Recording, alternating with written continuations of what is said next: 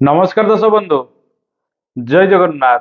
आज कार्यक्रम दर्शक बंधु आम आलोचना करवा 2024 मसीहा जानुरी मसरे मीन राशि फलाफल किपर रही। मसीहा इंग्राजी नववर्ष उपलक्षे आपण मानक अनेक अनेक शुभेच्छा और शुभ अभिनंदन।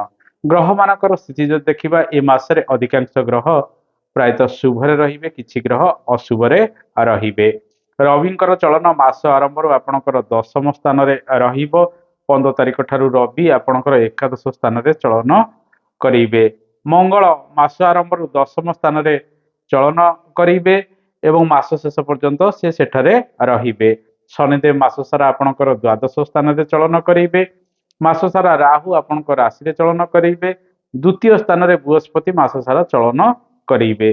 केतु मास सारा आपणकर सप्तम स्थान रे चलन करेंगे। आपणकर नवम स्थान रे मास आरंभ शुक्रंकर चलन रहिबो। दशम स्थान रे शुक्रंकर चलन 19 तारिख ठारू रहिबो।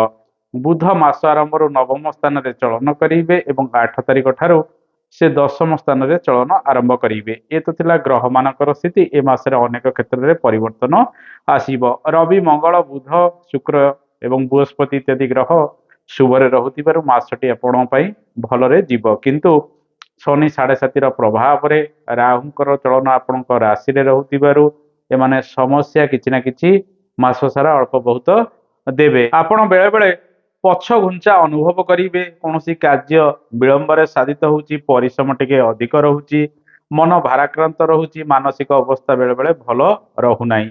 ए राहु केतु शनि प्रभाव रे एमती किछि स्थिति अनेक समय लागी रहिबो। भय आशंका आसिले मध्य ए मासरे अधिकांश ग्रह शुभरे रहुतिबारु मासटी आपण पई विभिन्न क्षेत्र में सफलता मध्य प्रदान करिबो। जेहेतु शनि 7.5 प्रभाव रे आपणकर राशि रहुची, राहुंकर चलन मध्य आपणकर राशि रे रहिची। स्वास्थ्य प्रति सजग रुहंतु। वयोज्येष्ठ व्यक्ति माने आंठु गंठी रे पीड़ा प्राप्ति करिवे, पादरे पीड़ा से माने भोग करि पारंती।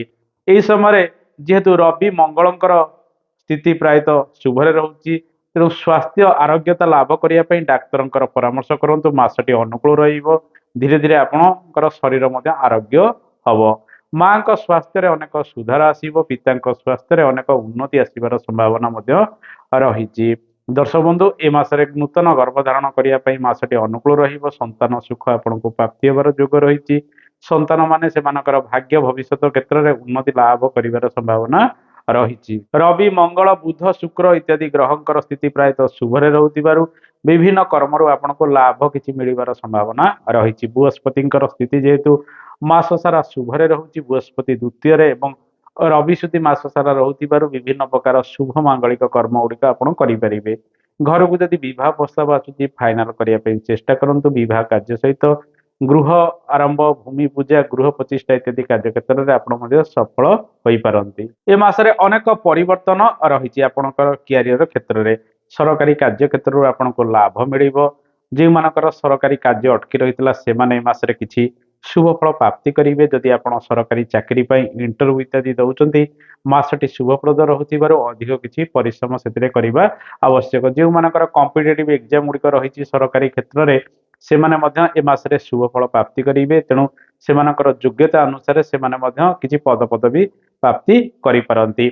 बेसरकारी क्षेत्र में किसी सुजोग प्राप्ति हम। राजनीति क्षेत्र, मेडिकल इत्यादि क्षेत्र में सफलतार हार अधिक रहिबो। टेक्निकल शिक्षा क्षेत्र में मासर द्वितीयार्धरे अधिक आपण सफल होई पारंती। गाणितिक कार्य ठारू आरंभ करी ऑडिट, अकाउंटिंग, व्यवसाय वाणिज्य संबंधित जेते प्रकार कार्य रही से कार्य उन्नति लाभ होबार संभावना रही। तेणु ए मासटी कर्ममय जीवन में सुख शांति आपको प्रदान करिबो। नुआ काम आपण आरंभ करि परिबे एवं पुराना काम गुड़िक छाड़ी विभिन्न कर्म रे आपण हाथ मध्य ए मासरे पकाई पारिबे। जे माने कर्म परिवर्तन करिया पे चाहुचंती मासटी शुभप्रद रहिबो। दूर स्थान को जेतेबेले यात्रा करूचंती स्वास्थ्यर जत्न नियंतु। कौन जिनिस पत्र हजि जीवार संभावना मध्य रहिछि।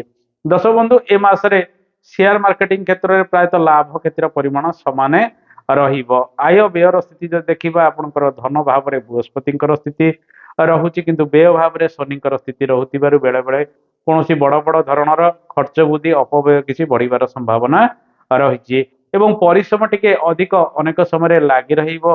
विशेषकर जेहेतु शनि द्वादश स्थान में रोचंती भल रोजगार प्राप्ति करने ଅଳ୍ପ ବହୁତ ଧନ କିଛି ସାମାନ୍ୟ ଏ ମାସରେ ବୃଦ୍ଧି ହେବାର ସମ୍ଭାବନା ମଧ୍ୟ ରହିଛି। ଏକାଦଶ ସ୍ଥାନରେ ରବିଙ୍କର ଚଳନ 15 ତାରିଖ ଠାରୁ ରହିବ। ସରକାରୀ କାର୍ଯ୍ୟରୁ ଲାଭ ମିଳିବ। ଯେଉଁମାନେ ସରକାରୀ ଟେଣ୍ଡର ଇତ୍ୟାଦି ପକାଇଛନ୍ତି କିମ୍ବା ଯେଉଁମାନେ ଉପରସ୍ଥ ଅଫିସର ରହିଛନ୍ତି ସେମାନେ ନିଜ କାର୍ଯ୍ୟରେ ସଫଳ ମଧ୍ୟ ହୋଇପାରନ୍ତି।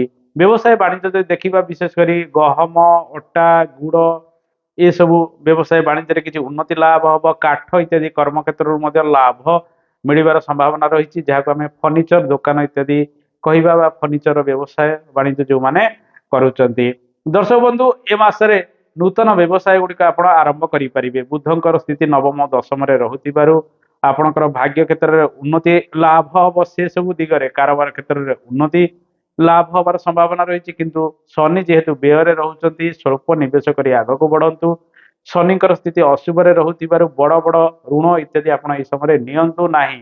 ବିଦେଶ ଯଦି ଯାତ୍ରା କରି ବ୍ୟବସାୟ ବାଣିଜ୍ୟ ଆରମ୍ଭ କରିବା ପାଇଁ ଚାହୁଁଛନ୍ତି, ମିଶାମିଶି ଶୁଭ ଫଳ ମିଳିଲେ ମଧ୍ୟ କିଛି କଷ୍ଟକର ଫଳ ମଧ୍ୟ ଆପଣ ସେଠାରେ ପ୍ରାପ୍ତି କରିପାରନ୍ତି। ତେଣୁ ଏ ମାସଟି ବ୍ୟବସାୟ ବାଣିଜ୍ୟ ପାଇଁ କିଛି ନୂତନ ସମ୍ଭାବନା ଆଣିବ। କେବଳ ଅଧିକ ନିବେଶ ନ କରି ନିଜ କାର୍ଯ୍ୟରେ ଆଗକୁ ବଢିବା ଆବଶ୍ୟକ। ପାର୍ଟନରସିପରେ ମଧ୍ୟ ବ୍ୟବସାୟ ବାଣିଜ୍ୟ ଗୁଡ଼ିକ ଆପଣ କରିପାରିବେ। ମୋଟାମୋଟି ଭାବେ ଯଦି ଦେଖିବା, କର୍ମକ୍ଷେତ୍ର ଠାରୁ ଆରମ୍ଭ କରି ଆର୍ଥିକ କ୍ଷେତ୍ରରେ ପୂର୍ବ ମାସ ଠାରୁ ଶୁଭତ୍ୱ ଫଳ ଗୁଡ଼ିକ ଅଧିକ ବୃଦ୍ଧି ପାଇବାର ସମ୍ଭାବନା ରହିଛି। ଶୁଭ ମାଙ୍ଗଳିକ କାର୍ଯ୍ୟ ଗୁଡ଼ିକ କରିବେ। ଧର୍ମସ୍ଥଳକୁ ଗସ୍ତର ସୁଯୋଗ ପ୍ରାପ୍ତି କରିବେ। ପିତାଙ୍କ ଆଶୀର୍ବାଦ ନେଇ ପ୍ରତ୍ୟେକ କାର୍ଯ୍ୟ ଏ ମାସରେ କରନ୍ତୁ। ଦର୍ଶକ ବନ୍ଧୁ, ଏବେ ଆସନ୍ତୁ ଜାଣିବା ବିଦ୍ୟାର୍ଥୀ ମାନଙ୍କ ପାଇଁ ସମୟ କିପରି। ବିଦ୍ୟାର୍ଥୀ ମାନେ ଆପଣ ନିଜ କାର୍ଯ୍ୟରେ ଅଧିକ ମନୋଯୋଗ ଦେବେ। ପାଠ୍ୟକ୍ରମରେ ସଫଳତାର ହାର ଅଧିକ ରହିବ। ଆତ୍ମବିଶ୍ୱାସ ଭରପୁର ରହିବ। ମନ କେବଳ ଅସ୍ଥିର ରହିବ। ଓଭର କନଫିଡେନ୍ସ ହୋଇ କୌଣସି କାର୍ଯ୍ୟ ବିଦ୍ୟାରେ କରନ୍ତୁ ନାହିଁ କିମ୍ବା ଲେଖାଲେଖି କରନ୍ତୁ ନାହିଁ, ଯେହେତୁ ରାହୁଙ୍କର ଚଳନ ଆପଣଙ୍କ ରାଶିରେ ରହୁଛି। ତେଣୁ ରାହୁ ବେଳେ ବେଳେ ମତିଭ୍ରମ କରିପାରନ୍ତି। ସେ ସବୁକୁ ନିୟନ୍ତ୍ରଣ ରଖି ଆପଣ ଯୋଗ, ପ୍ରାଣାୟାମ ଇତ୍ୟାଦି ସମୟ ସମୟ କରନ୍ତୁ। ହନୁମାନ ଚାଳିଶା ଇତ୍ୟାଦି ପାଠ କରନ୍ତୁ ଏବଂ ମନ ଧ୍ୟାନ ଦେଇ ପଢାପଢି କରନ୍ତୁ। କମ୍ପିଟେଟିଭ ଏକ୍ଜାମ ଠାରୁ ଆରମ୍ଭ କରି ବିଦ୍ୟାର୍ଥୀ ମାନେ ବିଭିନ୍ନ କ୍ଷେତ୍ରରେ ସଫଳ ଏ ମାସରେ ମଧ୍ୟ ହୋଇପାରନ୍ତି। ଉଚ୍ଚ ଶିକ୍ଷା କ୍ଷେତ୍ରରେ ଛାତ୍ରଛାତ୍ରୀ ମାନେ ଭଲ ସଫଳ ହବା ସହିତ ସେମାନେ କିଛି ନୂତନ କ୍ୟାମ୍ପସ ଇତ୍ୟାଦି କ୍ଷେତ୍ରରେ ସିଲେକ୍ସନ ମଧ୍ୟ ହୋଇପାରନ୍ତି। ଦର୍ଶକ ବନ୍ଧୁ, ଏବେ ଆସନ୍ତୁ ଜାଣିବା ପାରିବାରିକ ଜୀବନ, ବିବାହ ଏବଂ ଲଭ୍ ଲାଇଫର ସ୍ଥିତି କିପରି ରହିବ। ବିବାହର ଯୋଗ ଯଦି ଦେଖିବା, ପୂର୍ବରୁ ମୁଁ କହିଲି ଗୁରୁ ସୁଧି ରହୁଥିବାରୁ ଶୁଭ କାର୍ଯ୍ୟ ଗୁଡ଼ିକ ଆପଣ ଏହି ସମୟରେ କରିପାରିବେ। ଦାମ୍ପତ୍ୟ ଜୀବନ ଯଦି ଦେଖିବା, ବୁଧଙ୍କର ସ୍ଥିତି ପ୍ରାୟତଃ ନବମ ଦଶମରେ ରହୁଛି। ଶୁକ୍ର ମଧ୍ୟ ଶୁଭରେ ରହୁଥିବାରୁ ଦାମ୍ପତ୍ୟ ଜୀବନରେ ସୁଖ ବଢିବ। କିନ୍ତୁ ରାହୁ କେତୁଙ୍କ ପ୍ରଭାବରେ ଆପଣଙ୍କର ଦାମ୍ପତ୍ୟ ଘର ରହୁଥିବାରୁ ଜୀବନ ସାଥୀଙ୍କ ସହିତ ମତଭେଦ ସମୟ ସମୟ ଉପୁଜିପାରେ।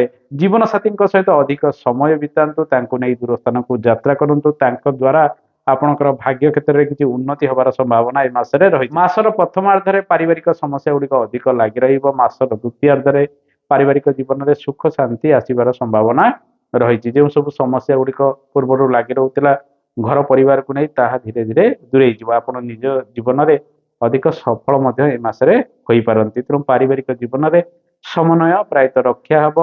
ଏ ମାସରେ ପ୍ରାୟତଃ ଆମେ ଯଦି ଦେଖିବା, ଯାନବାହନ କାର୍ଯ୍ୟ ଠାରୁ ଆରମ୍ଭ କରି ଭୂମି ଜମି ଜମା କାର୍ଯ୍ୟ, କୃଷି ସମ୍ବନ୍ଧିତ କାର୍ଯ୍ୟ କ୍ଷେତ୍ରରୁ ଆପଣଙ୍କୁ ଲାଭ ମିଳିବାର ସମ୍ଭାବନା ରହିଛି କିମ୍ବା ସେହି ସବୁ ନୂତନ କାର୍ଯ୍ୟ ଗୁଡ଼ିକ ଆରମ୍ଭ ମଧ୍ୟ ଏହି ସମୟରେ କରିପାରିବେ।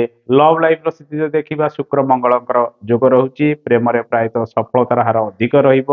ଆପଣ କାହାକୁ ବିବାହ ମଧ୍ୟ କରିପାରନ୍ତି, କାହାକୁ ନିଜର ମନ କଥା ମଧ୍ୟ ଜଣାଇ ପାରନ୍ତି ବା ପ୍ରପୋଜ ଇତ୍ୟାଦି କରିପାରନ୍ତି। ତେଣୁ ଏ ମାସଟି ଆପଣଙ୍କ ପାଇଁ ବିଭିନ୍ନ କ୍ଷେତ୍ରରେ ସଫଳତା ଆଣିଦେବ। ଆସନ୍ତୁ ଜାଣିବା କେଉଁ କେଉଁ ପ୍ରତିକାର ଗୁଡ଼ିକ କରିବେ। ରାହୁ ଶନିଙ୍କର ସ୍ଥିତି ପ୍ରାୟତଃ ମାସ ସାରା ଅଶୁଭରେ ରହୁଥିବାରୁ, ଶନି 7.5ର ପ୍ରଭାବରେ ରାଶି ରହୁଛି। ରାହୁ ଏବଂ କେତୁ ମଧ୍ୟ ଅଶୁଭରେ ରହୁଥିବାରୁ ଶ୍ରୀ ହନୁମାନଙ୍କର ଉପାସନା କରନ୍ତୁ, ଚାଳିଶା ପାଠ କରନ୍ତୁ, ସୁନ୍ଦରାକାଣ୍ଡ ପାଠ କରନ୍ତୁ ଏବଂ ପ୍ରତ୍ୟେକ ଶନିବାର ଦିନ ମହାଦେବଙ୍କ ପାଖରେ ଟିକେ ପୂଜା ଅର୍ଚ୍ଚନା କରିବା ସହିତ ମୃତ୍ୟୁଞ୍ଜୟ ମନ୍ତ୍ର ଜପ କରନ୍ତୁ। କୁକୁର, କାଉ, ମଇଁଷିକୁ ନିୟମିତ ବ୍ୟବଧାନରେ ଖାଇବାକୁ ଦିଅନ୍ତୁ। ଅଶୁଭତ୍ୱ ଦୂରୀକରଣ ହବ। ଦର୍ଶକ ବନ୍ଧୁ, ଏ ତ ଥିଲା ମୀନ ରାଶିର ଫଳାଫଳ। ଆଶା କରେ କାର୍ଯ୍ୟକ୍ରମଟି ଆପଣଙ୍କୁ ଭଲ ଲାଗିଥିବ। କାର୍ଯ୍ୟକ୍ରମ ସମ୍ପର୍କରେ ମତାମତ ଦେବେ। ଆଜି ତ ସମୟ ହେଇଗଲାଣି। ଆଜି ପାଇଁ ଏତିକି। ନମସ୍କାର, ଜୟ ଜଗନ୍ନାଥ, ଧନ୍ୟବାଦ।